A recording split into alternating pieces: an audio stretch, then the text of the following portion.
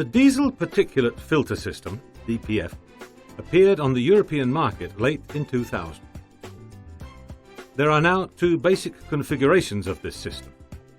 The first requires the use of a fuel additive to periodically regenerate the particles stored in the filter, whereas the second does not need such an additive in the process. In this video, we will explain the basic operation of the DPF system with fuel additive. These kinds of systems have mainly been used in Peugeot and Citroën vehicles since 2001.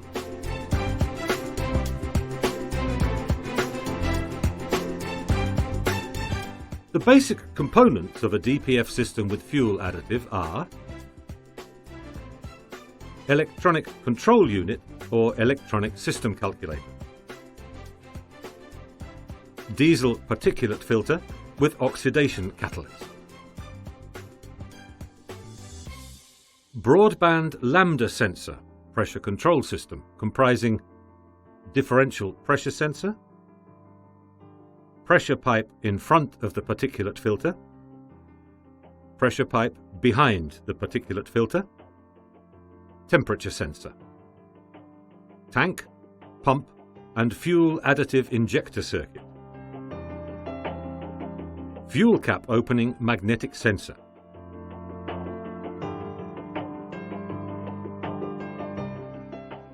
when refueling, the fuel cap opening sensor will send a signal to the electronic control unit to record the number of litres in the tank.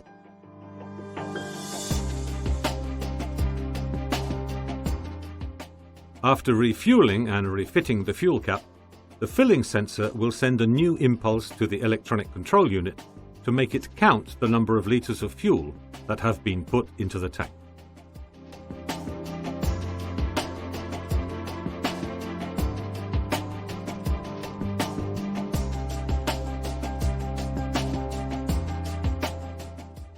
With this information, the electronic control unit will precisely calculate the amount of additive that has to be injected into the diesel tank and will send the signal to the pump of the additive circuit to put this amount into the tank.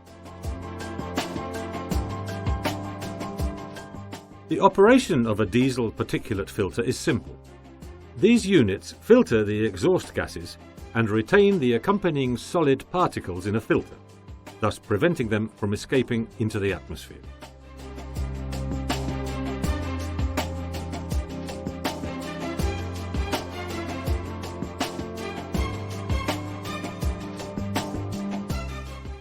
The fuel additive used in these systems is a combustion catalyst, that is, a substance added to the fuel which, when burnt in the combustion chambers, adheres to the outside of the solid particles travelling with the exhaust gases and is trapped with them in the particulate filter.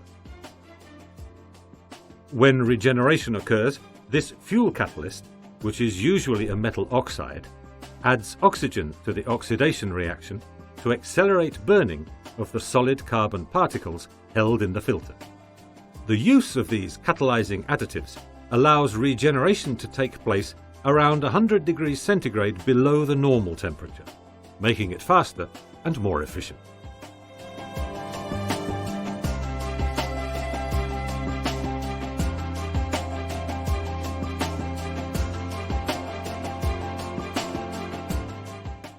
With use, the particles accumulate on the walls of the filter, making it difficult for the gases to leave. This accumulation is monitored by the electronic control unit by the differential pressure sensor that detects the change in pressure between the pressure pipes in front of and behind the particulate filter.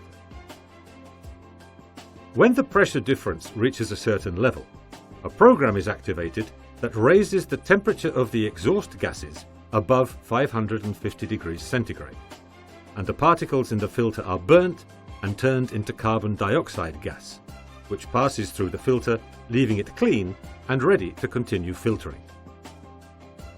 This process is known as particulate filter regeneration, and under normal driving conditions takes place periodically throughout the life of the unit in intervals that range from 400 to 600 kilometers.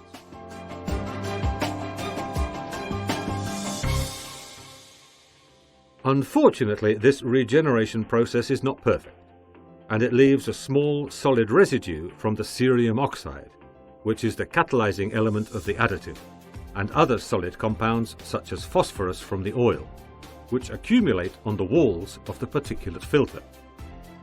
This gradually limits the filter's capacity to allow the gases to pass, increases the back pressure on the system, and means that this unit needs to be replaced after between 80 and 140,000 kilometers.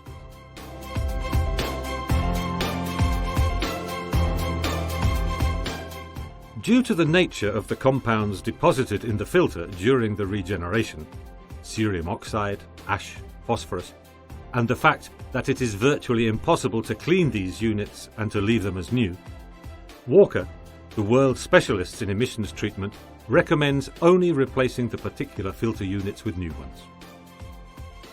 The accumulation of these residues in the particulate filter considerably shortens its useful life, having a negative effect on the vehicle's power and its fuel consumption, which will increase appreciably in comparison with the use of new systems.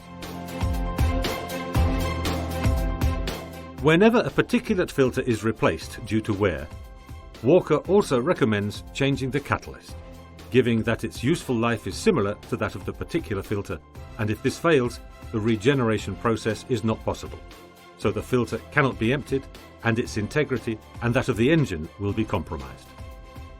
As a general rule, these parts must always be changed as a set.